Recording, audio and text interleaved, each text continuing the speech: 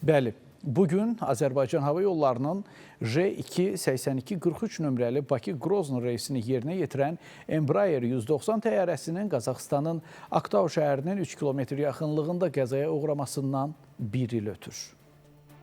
Azala məxsus təyyarə yerli vaxtla saat 7:56-da Bakıdan havaya qalxıb. İlkin araşdırma nəticələrinə əsasən təyyarə Grozny şəhərinə yaxınlaşarkən Rusiyanın Pantsir S hava hücumundan müdafiə sistemi tərəfindən hücuma məruz qalıb. Bundan əlavə Rusiya tərəfinin REM sistemlərindən istifadəsi nəticəsində Azərbaycan təyyarəsinin rabitə sistemi tamamilə iflic olub. Məhz bu səbəbdən təyyarə Rusiya hava məkanında radarlardan itib. Rusiya mənbələrinə görə Çeçenistan ərazisi üzərində uçuş zamanı Rusiya hava hücumundan müdafiəsi Ukrayna PUA-larını vurmağa çalışıb. Nəticədə Azərbaycanın mülki təyyarəsi zədələnib. Hava hücumundan müdafiə atəşinə və REM sistemlərinin təsirinə məruz qalmış, dezorientasiya olunmuş ekipaj Qazaxıstanın Aktau istiqamətini seçib. Pilotların qəhrəmanlığı nəticəsində təyyarə Aktau şəhərinə qədər uçub, aeroporta 3 kilometr qalmış təyyarə qəza eniş etməli olub. Qəza zamanı təyyarənin göyərtəsində 67 nəfər olub. Onlardan 42-si Azərbaycan, 16-sı Rusiya, 6-sı Qazaxıstan, 3-ü isə Qırğızıstan vətəndaşı olub. Qəza nəticəsində 38 nəfər ölüb, 29 nəfər yaralanıb. Qəzada kapitan İqor Kişnyakin, birinci pilot Aleksandr Kalyaninov və bələdçi Hökmə Əliyeva həlak olub. Digər iki bələdçi Zülfüqar Əsədov və Aydan Rəhimli sağ qalıb. Qəza xəbərindən sonra Azərbaycan prezidenti İlham Əliyev Sankt-Peterburq şəhərində keçiriləcək MDB üzv ölkələri dövlət başçılarının qeyri-rəsmi zirvə görüşündə iştirak etmək üçün Rusiyaya səfərini yarımçıq qoyaraq Bakıya qayıdıb. Dövlət başçısı Bakıya qayıdan kimi hava limanında hadisə ilə bağlı müşavirə keçirib.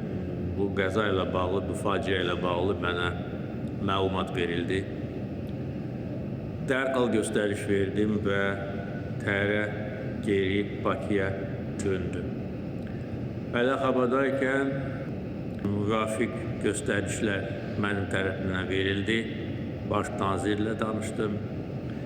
Onun rəhbərliyi ilə komissiya yaradıldı. Qəzanın səbəbləri bizə bəllidir. Müxtəlif versiyalar var.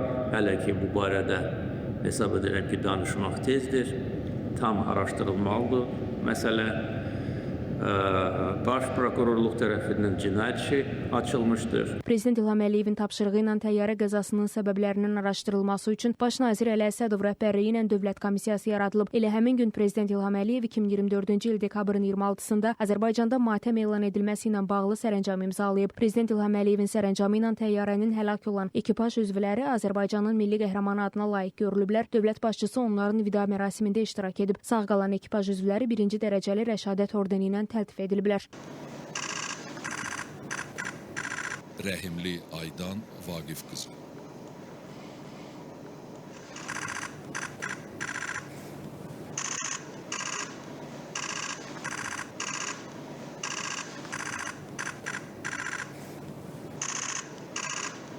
2025-ci il oktyabrın 9-da Düşənbədə Prezident İlham Əliyevin Rusiya prezidenti Vladimir Putinlə təkbətək görüşü baş tutub. Rusiya prezidenti görüşdə istintaqın başa çatmaq üzrə olduğunu bildirərək Rusiya tərəfindən kompensasiya üzrə hər şey ediləcəyini və bütün vəzifəli şəxslərin hərəkətlərinə hüquqi qiymət veriləcəyini qeyd edib.